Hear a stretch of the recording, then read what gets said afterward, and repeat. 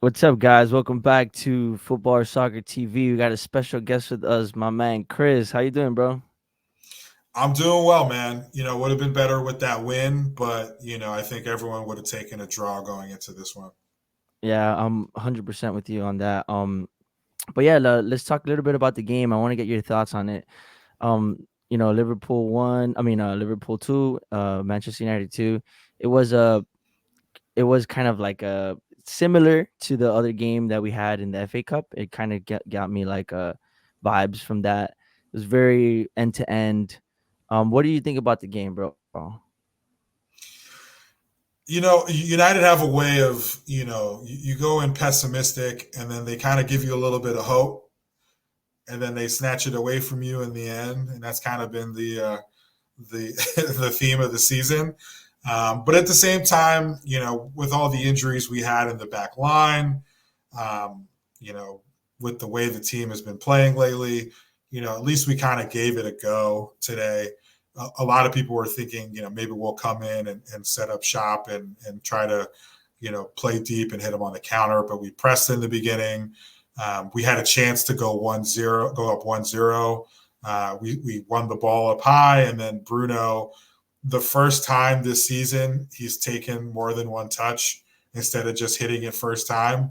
He took like three touches and passed to Garnacho, and Garnacho was already offside at that point. And I'm like pulling my hair out, like, why did he play that ball first time? That's an easy goal. But I'll say this: even though United make silly errors and they throw away leads and make bad decisions, the team is still fighting, and whether it's pride or their futures or just whatever, just trying to make sure that we finish the season. Maybe it's the FA Cup is the kind of the carrot, and the players want to play against Coventry to try to play in that final. But we're not giving up, and we're still kind of pushing for that final Champions League spot, hopefully, or at least making sure that they go out on a high note at the end of the season. Yeah, to me, it was a good result because at the end of the day, if you look at the game in Anfield, it was a draw, and the game in Old Trafford is a draw. We took 4 points away from them, and if Liverpool don't end up winning the league, and then we did our job right in taking that. So it was a great result. Um, but the game wasn't. It was just so like nerve wracking to me. It was just like so end to end. It was like that FA Cup game, man. It was just like I was every time Liverpool attack, I was like I know scared. I was like these guys are gonna and they were kind of poor today. Like Salah wasn't that like he wasn't great today at all. Um, and these guys weren't able to finish their dinner, and they kept like losing possession as well. So it was like it was like from me to you, to me to you, and it felt like that type of game. Um, but for me, I think that it's Liverpool, and it's easy for I guess the players to get up for the occasion because it's Liverpool, and and like you said, that they've actually been pushing and fighting to the end and all that, and I like that about the team. So today I just try to look at the performance overall. I don't think we deserved to win because Liverpool were dominating us. That's why I'm like happy that we got a result because uh Wan-Bissaka wasn't playing that good. Bruno was dreadful. Apart from the goal, like he was terrible. There was a lot of people that were bad in that game, and somehow we ended up tying the game. Like somehow against Liverpool, who are trying to challenge for the league. So I think it was a good result overall, but for me it wasn't. I'm not happy because the football isn't sustainable, in my opinion. But I wanted to ask you because I know that you told me you're Eric Ten Hag and stuff like that. I wanted to know the reasoning behind it, and what you think about, I guess, like these past few games, because we went from Chelsea to almost winning the game, and then ending it in like a terrible way, and the game before that, the Brentford game. So it's like one day we turn up, one day we don't. Like, what do you think it's because? What do you think it's due to? So I don't know if you've ever seen the Men in Black with Rosario Dawson. There's a scene where Will Smith is like trying to save her, and he's fighting, and he she's like, "Are you okay?" And he's like, "Yeah, that's just how I fight." And she's like, "Well, you're on your back a lot." He's like, "Yeah, that's just what I do." And that's kind of like how United are. I'm used to this. This is the norm for us. We don't control games. There is a lot of chaos. But I put that down to two things. I think it's one, if you look at the injuries we had, if you look at the different combinations of back four we've had, if you look at the difference of center back pairings, the different starting 11s, we haven't been able to develop sort of consistency. Yes, Eric Ten Hag has brought players in, but if you looked at the top 11 in minutes, you would probably say, other than Onana, how many of those people are Eric Ten Hag signings that he's been able to rely on this year, right? So that's kind of the main issue. The second issue is, the players that we do have, they don't necessarily fit his style. Where he's trying to progress, he's trying to push a little high. When we started last year, we were pressing super high, and we got punched in the mouth twice. We lost to Brighton, then we got killed at Brentford, and he was like, "Okay, let me take a step back. Let me manage the team I have rather than the team that I want." Okay. And this year, I think he's tried to progress to that next level. He's pushed players up. And we've seen glimpses. Even when we've been bad, we win the ball up in the opponent's third higher than pretty much any team in the league. We were number one at one point. The problem wasn't that we weren't executing his style, is that we were unable to kind of finish our dinner.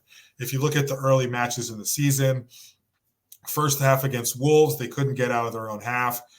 We just only got that one goal. We weren't really able, we didn't get a goal. We weren't able to score. Against Tottenham in the second game, people say, oh, they were turning the ball over. We were the ones who were turning them over. Anthony took the ball off of Udogie twice The on first that half, left yeah, hand that first side. half was actually Yeah, decent. It was actually pretty good. The first half. we created like three big chances in the first 20 minutes, and we should have had that penalty where Garnacho shot it.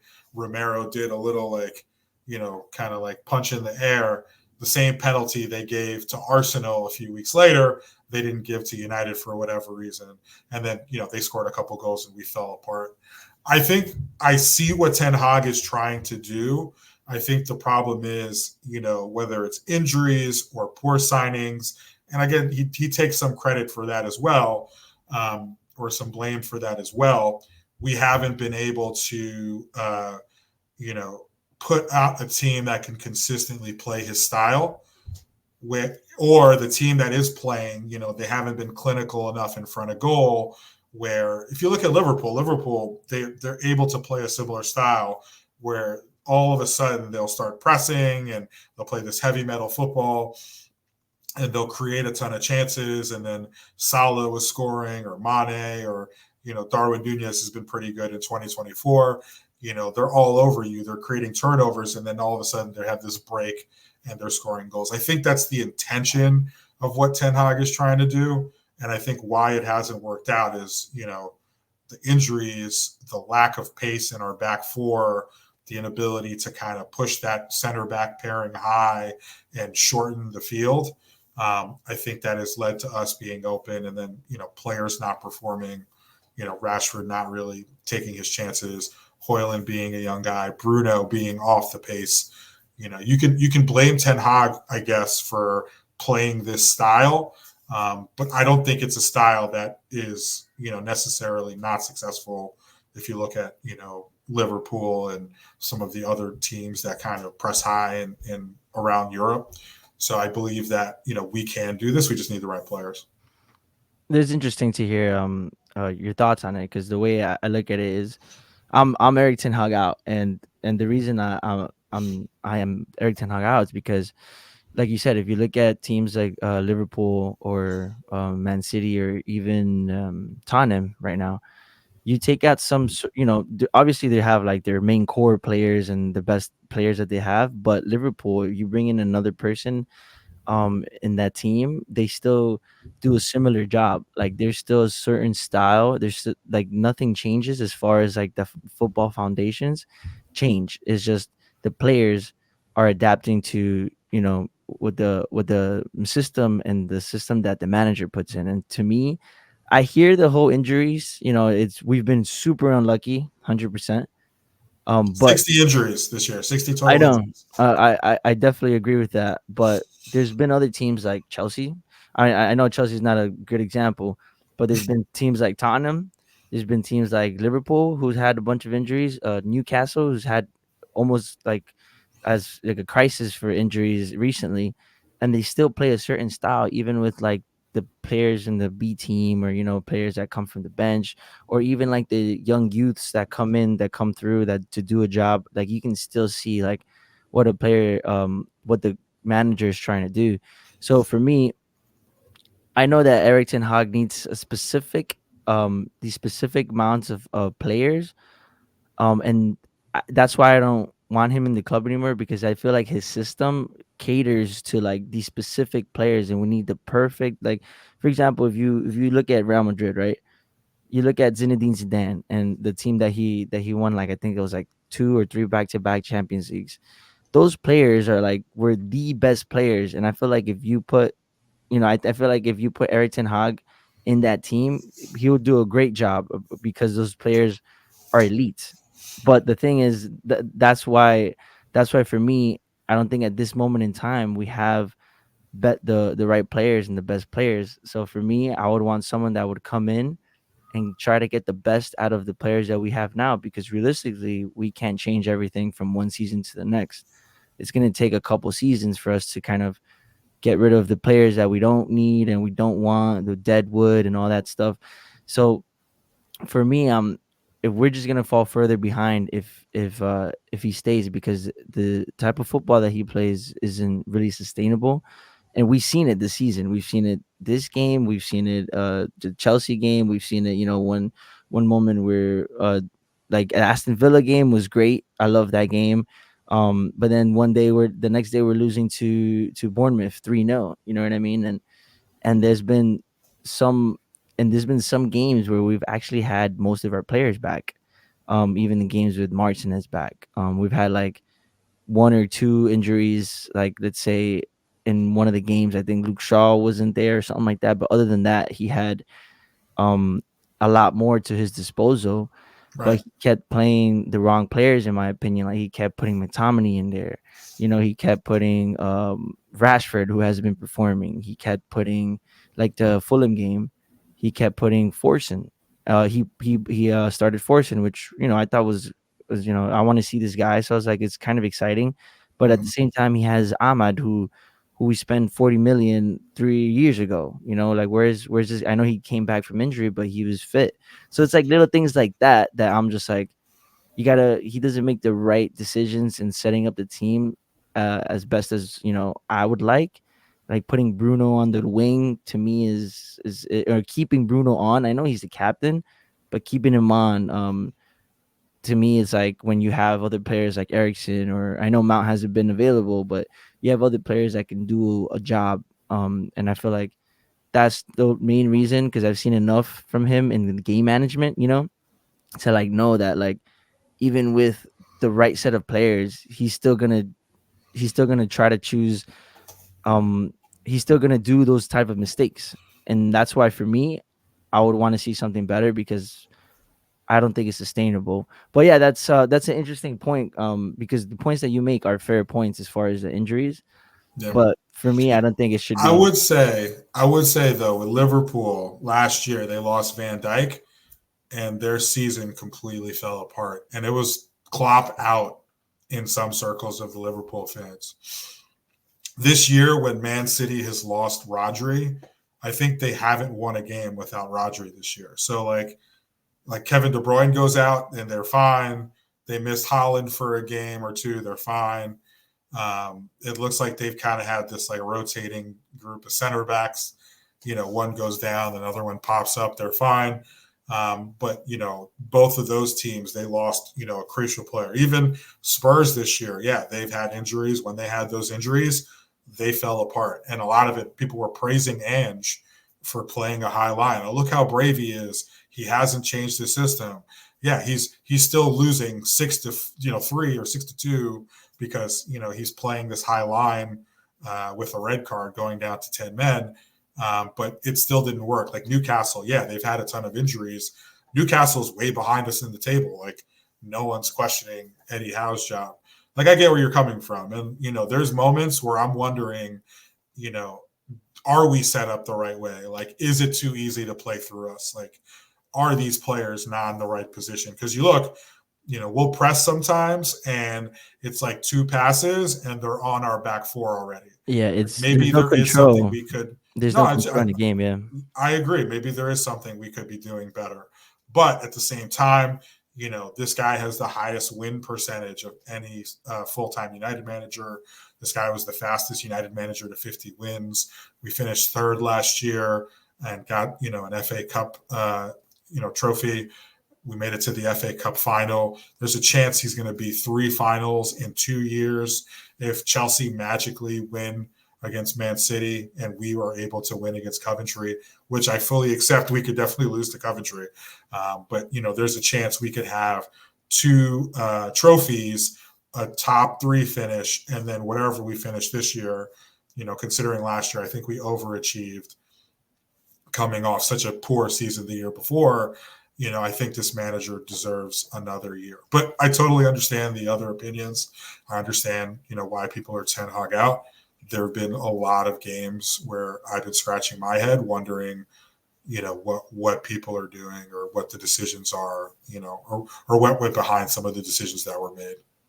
Yeah, I totally get that. Like the whole the last year, the season was great for me, because I do believe that we overachieved to a certain extent, and we were supposed to build on that this season, and we didn't. We just regressed like terribly, and that to me was like very alarming. It should have been like the other way around. You know what I mean? It should have been like maybe last season you can kind of like if we had a season like let's say if we had this season last season, I would be like, it's fine. It's his first season. He's trying to implement some sort of style. Maybe we can't play it. And then next season we progressed and got top three and won a cup. Then I'll be like, okay, I would see the progression. But the fact that it's the other way around, for me, it's like very concerning. Especially that he got his players in here. He got Mount, which he wanted. He's gotten Anthony, which has been a letdown. Recently, he's been doing well, but as far as his overall this season has been a letdown. So I feel like he has his certain players that he wants in certain styles, and he hasn't been able to get the best out of him. And I thought that since he's gotten these players, now we're gonna progress and become better. So that's the reason why I'm just like very let down by this guy, because he showed us that he's actually a good coach and he can make the right decisions and all these things. Like last year, there was things that he would do, like substitutions to like lock down the game or have more control of the game and switch players around in different positions. And we kind of felt like even if we went down, we get a goal and then like, okay, we're not gonna lose this game. We're gonna hold our lead. And we felt like we had some sort of control. This season has just been no control at all, like very chaotic. And just look at these last two games. It's been very chaotic as far as like, 96 minute where, about to win a game 3-2 and then we end up losing it 4-3. And like, and I can hear that might not be the manager's fault. That could be the mentality of these players, and the players deserve some blame too, because ultimately these players aren't good enough, like most of them, in my opinion. And so I'm not just calling out like the manager. I'm also calling out some sort of players. But personally, for me, we have better players in Brentford. We have better players in Fulham.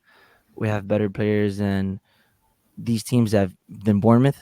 You know, and the fact that these teams have come to the Old Trafford and beaten us, like Crystal Palace too. That to me is inexcusable. Because the quality of these players are was okay. It's decent. It's not terrible, but it's not great either. But it's definitely better than Brentford. So and it's definitely better than all the other teams that have beaten us. So I hear it, the whole injuries and that we don't have better players and all that. I hear it, and I understand why you want to give him more time, 100%. And I wanted to, I wanted to give him so much time, and I was like, you know what, this guy, like, no matter what happens, like, we're gonna stick with him for 2 or 3 years. But this season has just been such a letdown because of the. If you look at, we concede more shots than Sheffield United. You know what I mean? Like Sheffield United concedes less shots than us, like, in this entire season. It's like, stats like that. Like we've equaled the amount of losses in David Moyes' season, which was like the worst manager post Fergie, and we're probably gonna lose more. So we're gonna, beat that record, and that to me is unacceptable in my opinion, 100%. So this is why, like, I just want this season to get as many wins as we can, get the FA Cup, and then hopefully next season, trust these guys to do the right thing. But what is the right thing, right? Like keeping him or not keeping him, that's the Mm-hmm. that's the subjective thing here, because you're saying that keeping him and giving him more time, but then other people are saying no.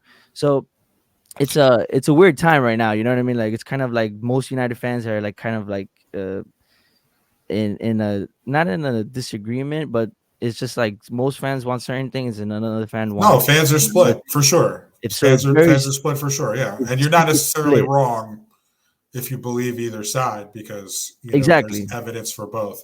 I would say, yeah, we do have better players or at least bigger names than a lot of these sides.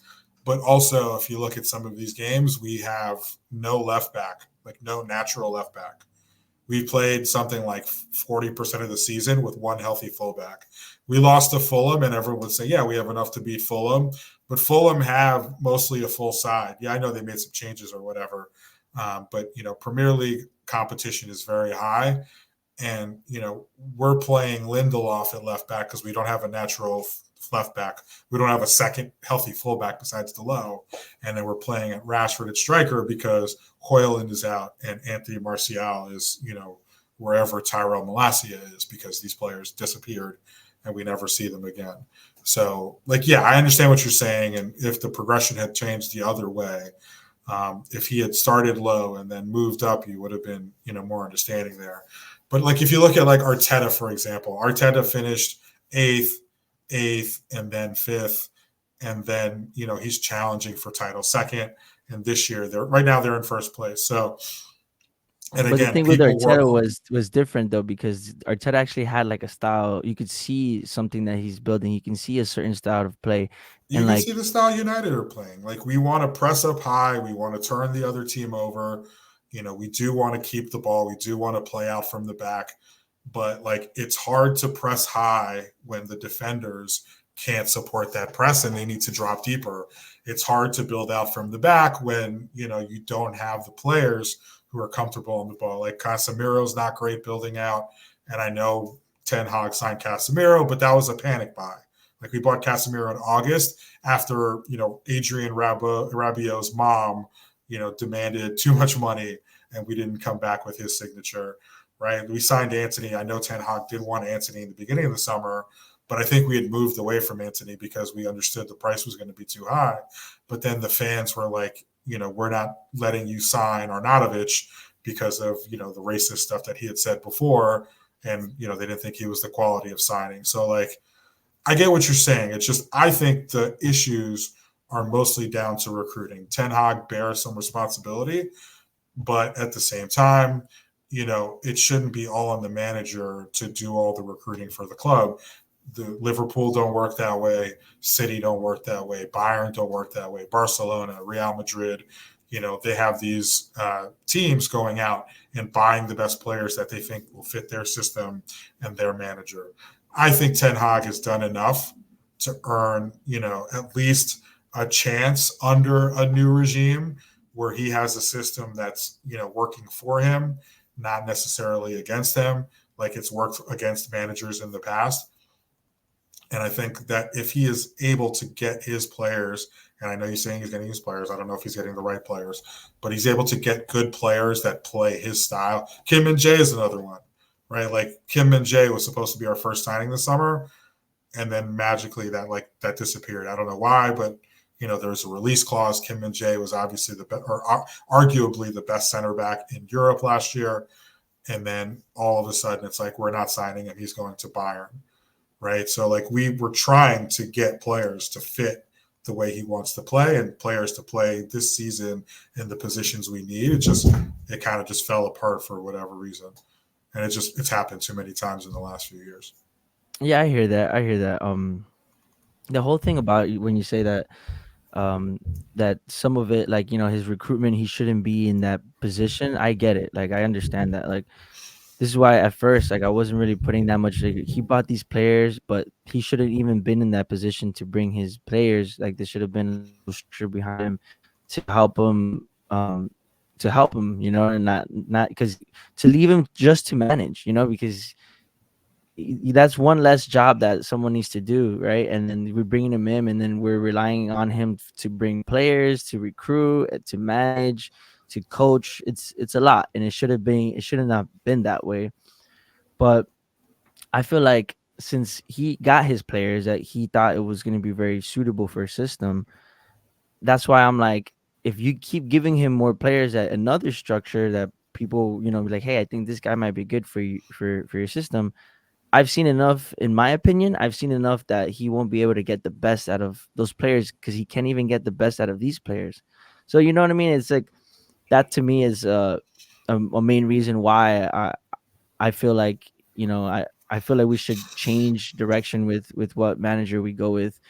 Um, like you look at I guess players like Deserby. I know he's probably not United quality, and we've seen that recently because they've been going down. But his style is just, you see, you could put any type of player and they can get like a similar style no matter what. And that's what I want. I want just the manager who can come in, and I know we have injuries. Cool. I'm gonna use my backup players to at least do a job or to at least implement some sort of system and some sort of style. So that's just my opinion. But I hear some of the things that you're saying 100%. Mm-hmm. Um, but yeah, 100%, the fan base is super split, and it's crazy because I don't think it's been like this since I guess it was like Jose Mourinho, maybe. I don't know. There's been some in Ali at one point. Everybody didn't want that guy anymore. I felt like, you know what I Yeah. mean. But I felt like now there's like a good amount of people who don't want him to go, and then also another good amount of people who do want him to go. You know what I mean? I felt like with Ali, it was like we were just all tired of it, and there was a small percentage of people that still wanted him, but it's different this time, and I feel like it's watching like a bunch of content on YouTube, and it's been like,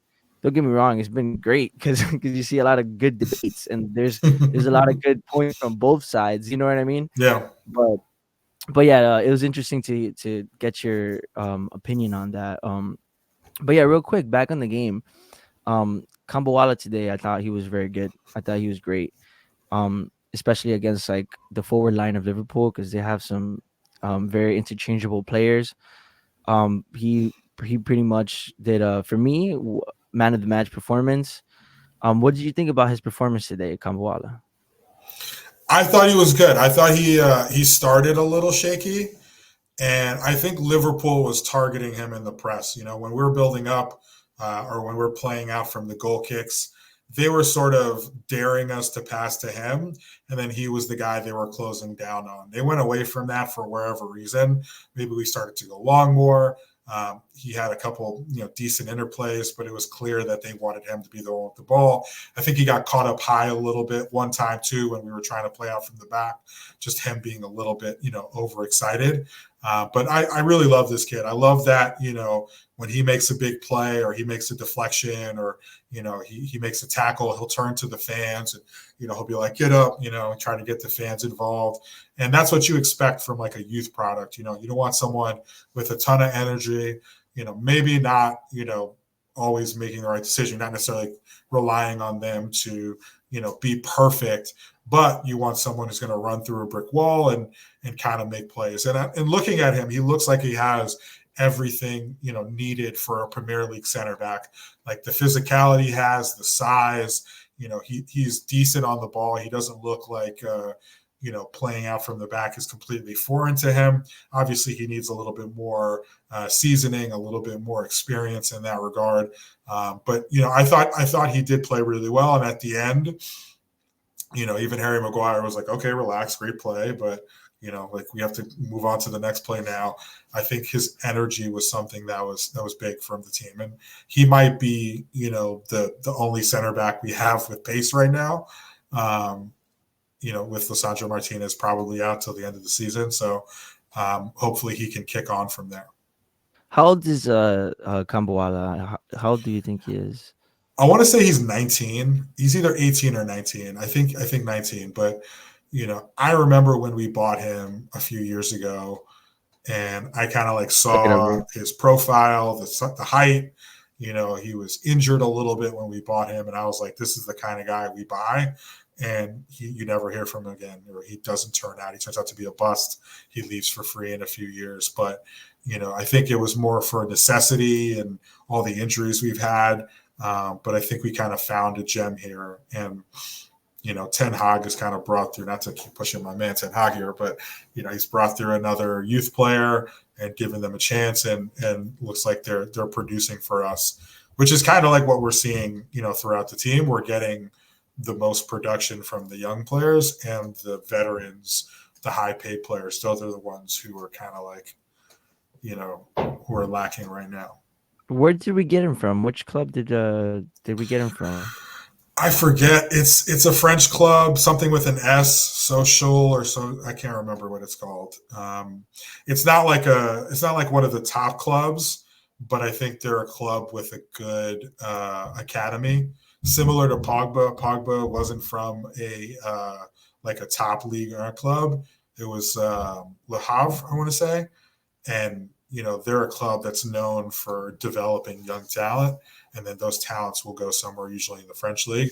But we were able to steal Pogba away, and I think we did the same with this kid. Whenever it was 5-6 years ago, he was like 15, I want to say, or 14 when we Yeah, signed him. But yeah, look, yeah, it's good to see he's developed into a quality player. yeah. I think we got him 2020. I think that was the year that we got him.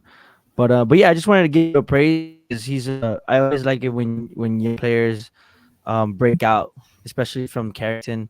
When young players do a great performance against a top side. I always want to give him some praise, because it's easy. That we were talking earlier about how the transition from youth football to professional Premier League football is like a big step, and some players it can make or break you. But so far, it's looking like it's making him, and like he can handle the pressure. He's a unit too, so he's quick. He's somewhat quick. He's not slow, not like Mm-hmm. Maguire slow, which is great. So it's a very I just wanted to give him a little bit of praise there for Willie Kambuala and all that. But yeah, Yeah, man. for sure. And as a center back, also, it's like one of those positions. If you're a forward and you make a mistake, like it's fine. But if you make a mistake as a center back or a goalie, it's a goal, and then like the whole It's world a is lot of coming down pressure. on you. It's more Yeah. pressure, and the mentality, like if you let it go in, like it just ruin your mentality, and it can Hmm. make players not succeed. And I feel like he has that mentality, so him, Mainu today, what you think of Mainu? Yeah, Kobe was great. I mean, obviously the goal was insane, and I've come to expect this from Kobe. He makes these plays routine, and he's makes the amazing happen so often.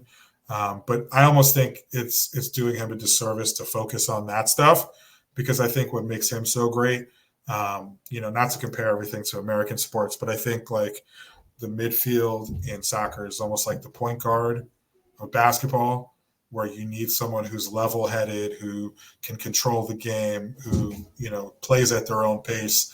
And the fact that he's doing this at 18 is very wild to me. Like, he's a guy who, you know, never seems rushed on the ball, always looks like he has space to operate. A lot of our players, they play hot potato, they get the ball and they immediately pass it to someone else because they don't want to get caught on the ball. But this kid, he takes as many touches as he needs, and he's able to get in and out of space very easily. I wouldn't say necessarily it was his best game today. I think he probably needs a little bit more help in the midfield in the future. But, this kid has all the talent in the world, and I think he's really going somewhere. But I thought he had a decent game, even before he scored that goal. But like that wonder goal, which should have been the winner, I think for me, he probably would have been my man of the match. Nice. Yeah. It's kind of rare to find like technically gifted players like Mainu. You know what I mean? It's not just in this team, but like in the country, like in England and even in the world. You know what I mean? Like it's tough to find that type of player, and the fact that we got him, like it's he's a gem in my opinion, and we gotta kind of like we gotta cater the team to fit. Like he to me he should be a crucial part of our midfield, and this is why we need players to like help him out, because we got players like Casemiro today was I think he's done. He was very terrible today. And then lately we've been playing him with like McTominay. You know what I mean? And he needs other players that can help him get the best out of him, in my opinion. So I'm excited to see what the future holds for Mainu, because he's a bright spark, and hopefully we get the right players around him. What do you think is his best position? Because I think like An eight, dude. I know midfield can be fluid. Do you He's an think he's eight. a six? Is he an eight? You think he's an eight? Yeah, man. Someone with that dribbling ability needs to be an eight. Like did you see it with the FA Cup Liverpool game where he was just like dribbles the ball and like he gets himself out of like he's like press resistant. Like he gets himself out of these positions, and it's like how the hell did he do that? And I think that he could be an asset. And he has a shot on him too. You saw the finish today, Yeah. insane finish, and also the finish from Wolves for the 4-3 Hmm. Wolves, the winner, Yeah. insane finish, and the way he just like dribbles past players and gets a shot on. It's technical. It's like it's so hard to find that. So for me, I think he should play as like a advanced eight, in my opinion. What about you? Yeah, I agree. I think he should be. So it's weird. Like if you look at Ten Hag's Ajax teams, first with Frankie De Jong, and then with Gravenberch a little bit, he would play an eight who would start as a six and then move forward. So De Jong would come and take the ball off the defense and be that kind of like first phase midfielder. And I think Kobe can do that. Um, but we can't just have him as a six, someone who's sitting deep the whole game. Like his ability to get into space and to get past players when you're playing a team who's sitting deep and parking the bus, like a player who can break a defensive down or who can create the space by dribbling through players, like that's what it feels like we've been missing, these last couple of years. A player who can make something happen one on one, and then we can start to play cutbacks and play people in. So I agree. He has to be someone who's involved offensively and not just sitting deep. But we'll see who they sign to partner with him in the summer, and that I think will be an indication of what the club sees Cubby's future is. I think we definitely need a six, man. We need Mm-hmm. like that's what we're desperate of. Like I think, and I would like another eight, but honestly, I would like another 10. But it depends, because we could play a certain way. We could play with a 10, or we could play with two eights. One more advancing, one more, you know what I mean, like coming from like a more of a six. But we for sure we need more. We need another six because if Yeah, we we need get a next guy who year, I think can cover ground yeah, hundred and percent. Like tackle and make tackles, right? we've seen Casemiro today. It's like his decline this season is has been sad, but today he wasn't good at all. Like he was giving away the balls, and I just think that we need the next Casemiro. You know what I mean? Like hopefully we can find like you said, someone to partner Kobe Mainu so we can get the best, and at the end of the day have a balanced team and have some sort of control, because we have no balance in that midfield, in my opinion. Yeah, yeah. We can't, we're relying on Casemiro's ghost. Uh, I think Amrabat was kind of supposed to help provide some of that control. He doesn't look like the athlete, we probably thought he was watching the World Cup. He's a little bit, so I don't know. I mean, again, they haven't played a lot and they're coming on late in the match against tired legs. But the energy I saw from Amrabat and Mount today was a little bit encouraging. It's kind of like what we saw from Anthony last match was a little bit encouraging, and maybe these guys can play a role going in, and maybe we can split the minutes and everyone can try a little harder. But no, we need a guy who's going to cover ground and make tackles and protect the midfield a little bit. But I think Mount will play a role moving forward. Yeah, I mean, he's our number 7. There's no going back. There's no turning back. We have to try at least to implement him into our system. I would get rid of Bruno. Because I think he suits like more of like a counter attack style, you know what I mean? And he doesn't keep the ball as well. Does a lot of like so there's been a lot of passes where he just sends it and it just goes to no one. He doesn't like to keep the ball, and like for example, you look at Mainu, he likes to keep the ball. He likes to uh dribble and advance further with the ball. Bruno doesn't. Bruno's like he gets it, and then as soon as he gets it, he's passing it, and he should have done that today with the Garnacho goal, the offside goal. He should have just done it first time because he always does it. But personally, I would want another number 10 or another 8, but that's just my opinion. But yeah, man. Any other thing that you want to say before we end up for as far as this game?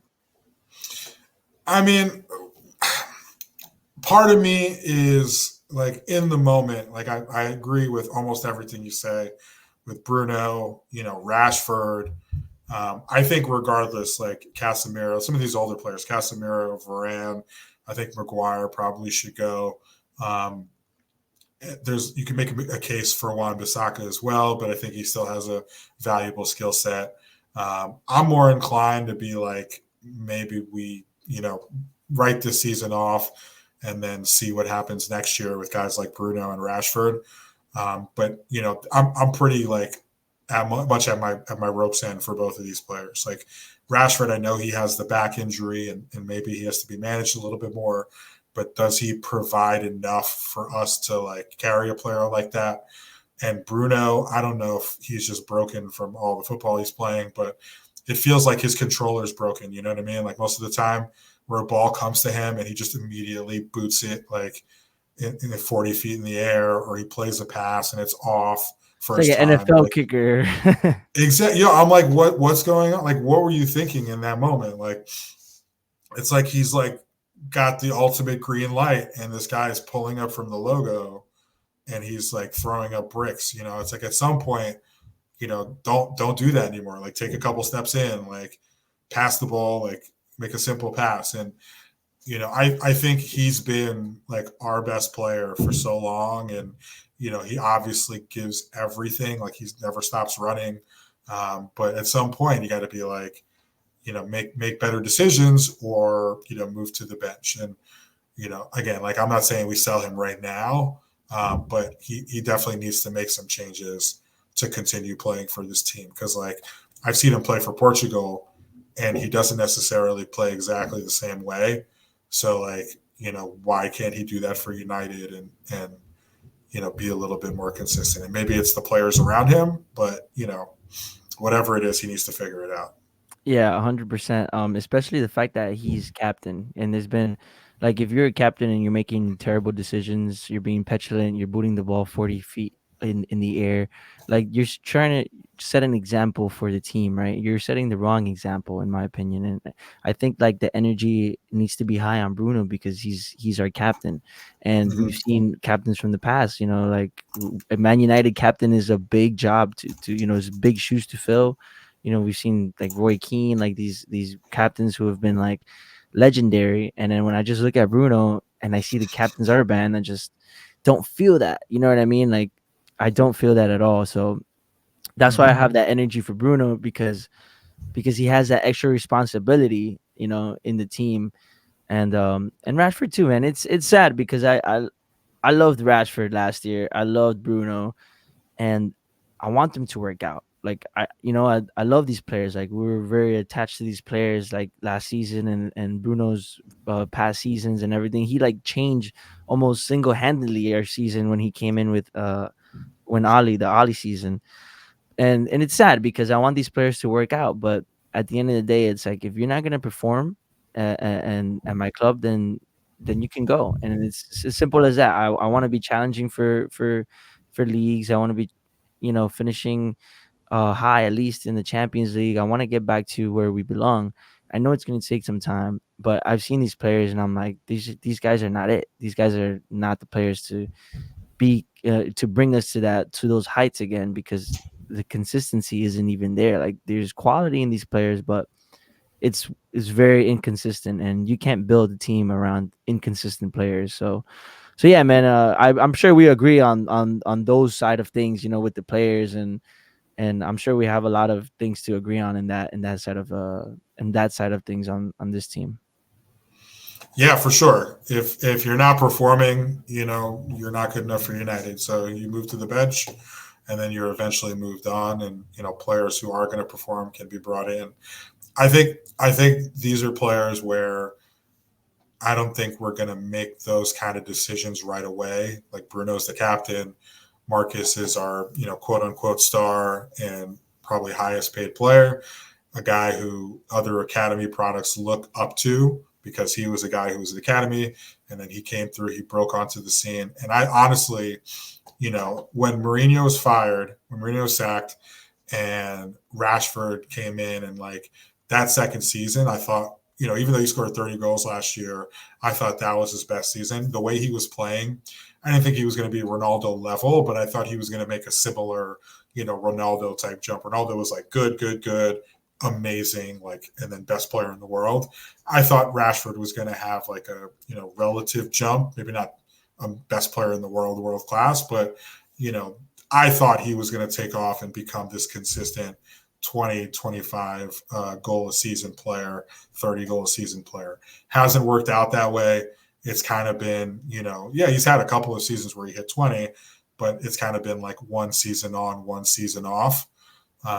Hopefully next year it's another season on and he can be more consistent. But I think the writing is kind of on the wall for him as far as United player because, Garnacho's right behind him.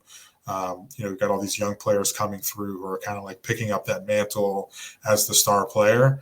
And I think it might honestly be time, maybe not this summer, but if he can't, get back to that, 20, 25, 30 goal a season form, that we start to look for replacements because, we can't be carrying players who aren't performing. Yeah, 100%. And I agree with you with that. When you're saying the season that you're talking about, he had a good season. It was better than last year because if you really think about it, last year it was his highest GA so far. But there's been games where like I felt like he was stat padding a lot of those games. Like if you look at the overall play, it was very poor, and the fact that he would be able to get, a couple goals and he basically like carried our attack kind of papered over those cracks. And I remember like thinking about that. I'm like, okay, like he scored a lot of goals for us. I'm like, next season I want him to, you know, at least improve his play, his overall game. And it's just been the complete opposite of that. He should have been building on that. And he there's been games where this guy just he can't even take on a defender anymore. He just runs straight at him, like directly at him. And where was this Rashford that used to like take on these players, leave him on like ice skates, go to the byline and put a cross in? Like, that's the exciting Rashford that we wanted, and we've just seen him like get into dumb positions, shoot the ball into like these dumb positions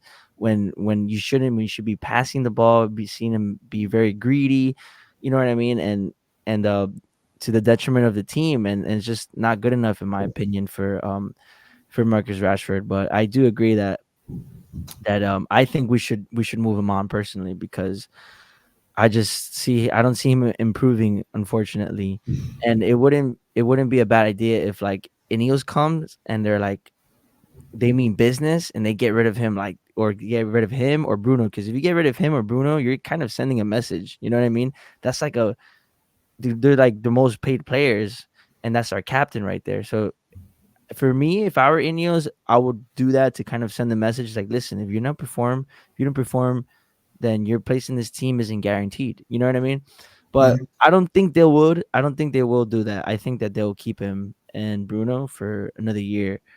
Whether Eric Ten Hag stays or goes, I think that they're gonna stay.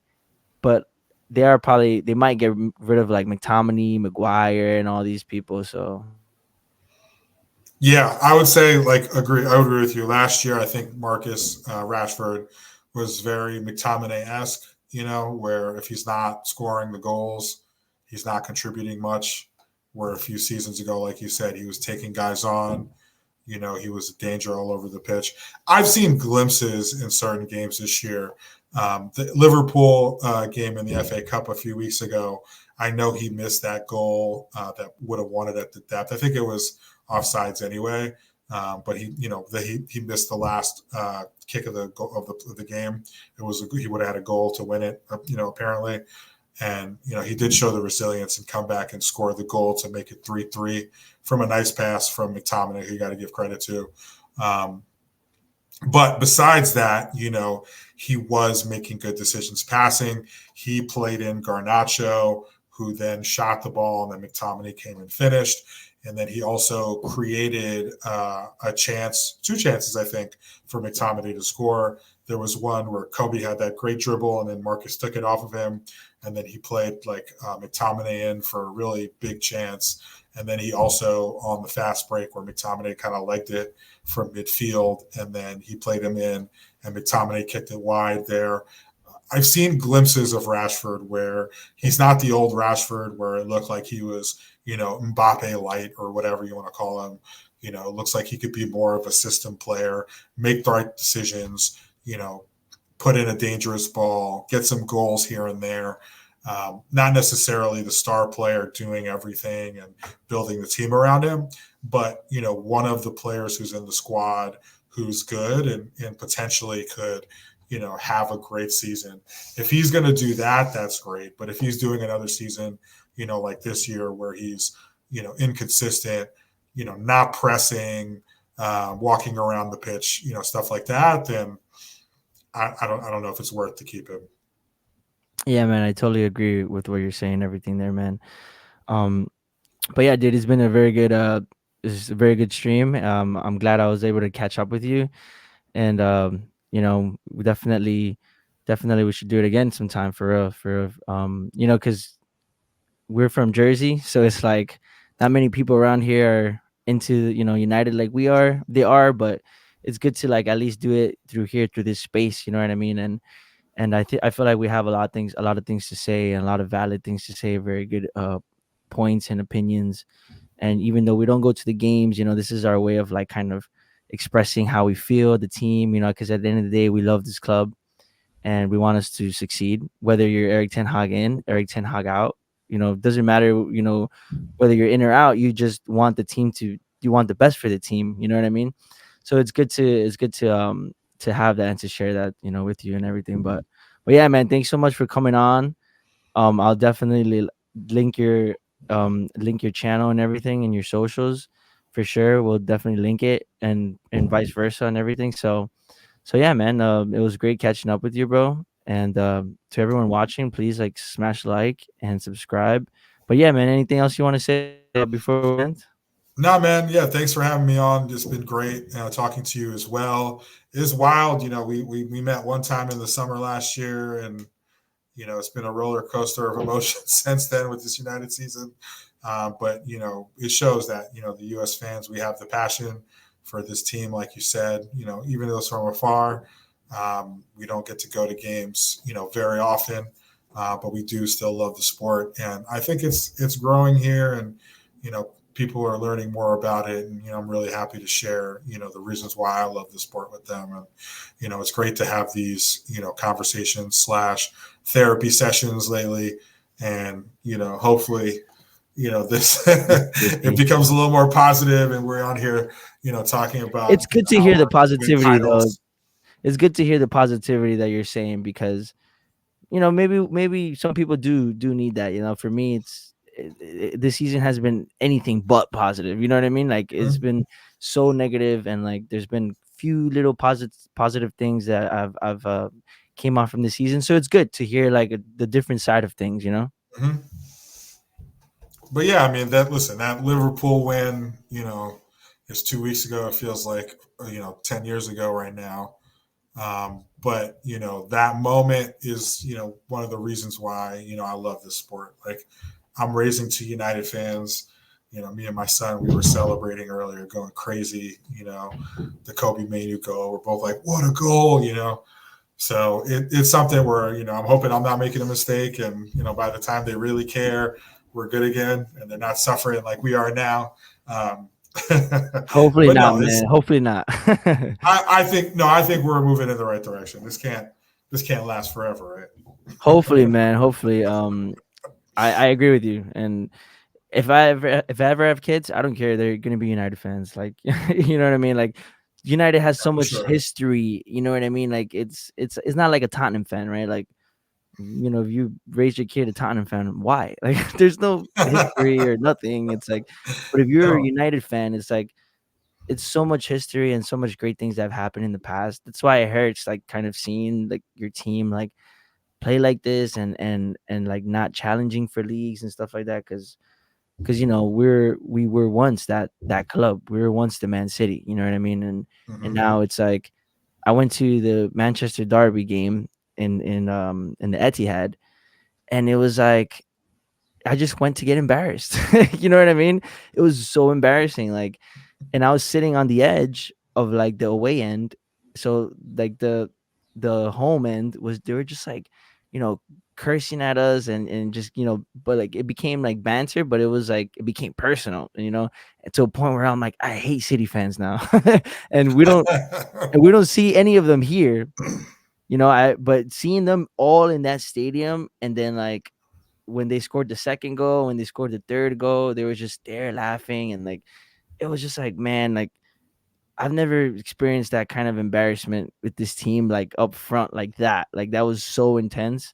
You know what I mean? And Yeah, to experience that, I'm like, damn, man, it kind of like hurts me. You know what I mean? But doesn't matter. I'm still gonna be a United fan no matter what.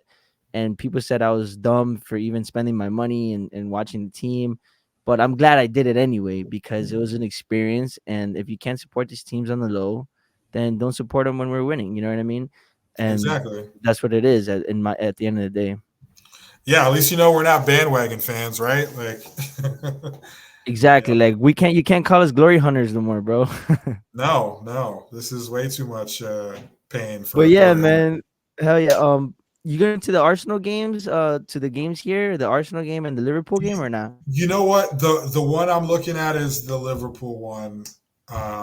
There, potentially maybe the Arsenal. I'm not sure. I don't know if the New York Reds are doing something. I'm going to see if they're Shout going out to New York Reds. Shout out. shout out to New York Reds. Great group of guys and girls. Shout out LK. Oh yeah, hell But yeah. yeah, I don't know. We did something where we got like a block of tickets for the Arsenal game. So I don't know. Maybe they'll do something this summer for one of these. But I think South Carolina, maybe we'll do a trip, bring the whole family down. It's weird. It's in a college football stadium. Yeah, it is. I did peep Yeah. that, yeah. And it's such a small town, like I mean, it's not that small, but like compared to like a New York or an LA or a Houston, like it feels like an interesting choice. But we'll see. Maybe it'll be a good time. But yeah, what about you? Are you looking to go to any of these? I want to go to the Arsenal one because I want to go to LA. I've never been, but I've always wanted to go, and there's a lot of other like content creators that are going and stuff like that. And it was cool to see like the Arsenal and United. So I might do that. I was gonna go to I think it was South Carolina, right? I was gonna go to Yeah, that one, Liverpool. Yeah, but I'm like, what is there to do? It's just like in the middle of the middle of nowhere. I don't know, like you know what I mean? To me, like LA just sounds a little bit more appealing, yeah, and the drive is further. It's far anyway, so it's like a from to drive from Jersey to South Carolina is a long drive. So I might just, if I have the time, I'll take the plane and stay there for like 1 or 2 days and yeah. just see the team and everything like that. Also got like Copa America tickets here. And I know you said that like the U.S. is like the sport is gonna get bigger and bigger, and that's great to see. So I'm trying to go to as many games as possible, especially Copa America. I love Copa America because I've watched it since I was a kid.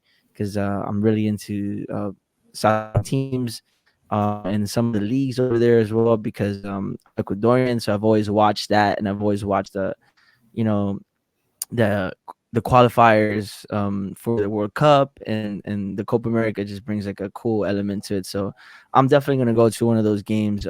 If you have like the time and money, you should definitely go. I think Argentina and Chile. I think it's I got tickets for that one.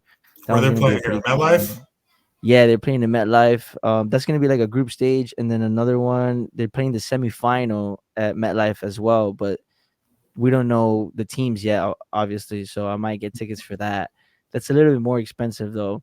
I might get Okay. tickets for that, and whoever's in there, like I don't care. I just want to go for the experience and all that. So yeah, it's exciting, man. And then the World Cup in a few years. So got to save up. Yeah. Yeah. No, that one, there's already like a list going around for pre-tickets or something like that. So yeah, I'm pumped about that one as well. Happened in our backyard, the final, but you know. Yeah, and the thing that kind of sucks about that, at least if you're trying to bring the whole family, it's like, damn, now I have to spend like like 3 or 4. It's like you got to save up extra. You know what I mean? Yeah, I can basically see MetLife from my house too, and it's gonna take like an hour to get there. So Yeah, exactly. I work right by MetLife, like 5 minutes away from there. So yeah, so yeah, I'm like I have to go. You know what I mean? It's an exciting time, at least for this sport here in the U.S. So let's keep it yeah, alive, man. Let's keep it alive. yeah, exactly. So yeah, thanks, man. Thanks for having me on. Let's definitely do this again. And Yeah, for sure, man. All right, guys. up the Reds. Up the Reds, guys. Thank you so much for watching, man. It was a pleasure, Chris. Yep. Thanks, Kevin.